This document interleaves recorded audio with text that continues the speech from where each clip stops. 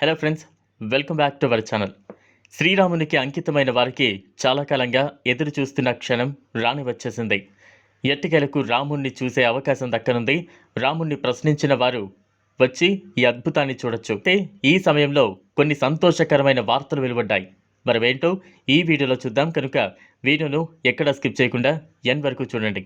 అంతకంటే ముందుగా ఛానల్ను ఇంకా సబ్స్క్రైబ్ చేసుకున్నట్లయితే ఛానల్ని సబ్స్క్రైబ్ చేసుకుని వీడియోని లైక్ అండ్ షేర్ చేయండి.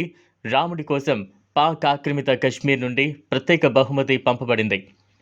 ఓ ముస్లిం యువకుడు పీఓకేలోని శారదాపీఠ్ చెరువు నుంచి పవిత్ర జలాన్ని పంపాడు.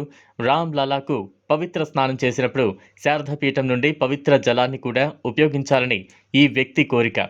పీఓకేలోని శారదాపీఠం క్రమంగా దెబ్బతింటడంతో సవాళ్లు ఎదురవుతున్నాయి. శారదాపీఠ్లోని ఒక భాగంలో పాకిస్తాన్ సైన్యం కాఫీ హౌస్ను కూడా నిర్మించింది.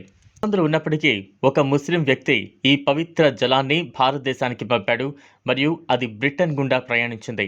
బాలాకోట్ వైమానిక దాడి తర్వాత భారతదేశం మరియు పాకిస్తాన్ మధ్య తపాలా సేవలను నిలిపివేసిన కారణంగా పవిత్ర జలం యూరప్ గుండా వెళ్లవలసి వచ్చింది.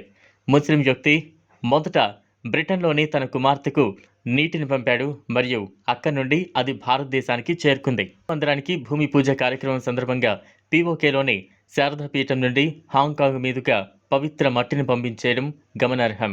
పవిత్ర జలాన్ని పంపే ఈ ఇటీవలి సంజ్ఞ సానుకూలమైన మరియు సమ్మిళిత స్ఫూర్తిని చూపుతోంది. సమర్పణలతో వివిధ విశ్వాసాలకు అతీతంగా ప్రజల ఐక్యతను ఉద్ఘాటిస్తూ త్వరలో శ్రీరాముడి ఆశీర్వాదాలు పీఓకే పొందగలవని చాలామంది ప్రజలు ఆశాభావం వ్యక్తం చేస్తున్నారు. ఇవాళ ఈ వీడియోపై మీ అభిప్రాయాన్ని కామెంట్ బాక్స్లో కామెంట్ చేయండి. అలానే మీకు కనుక ఈ వీడియో నచ్చినట్లయితే లైక్ చేయండి, షేర్ చేయండి.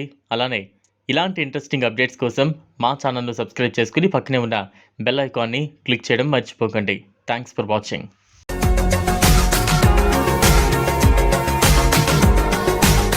మరిన్ని అప్డేట్స్ కోసం మా ఛానల్ని సబ్స్క్రైబ్ చేయండి.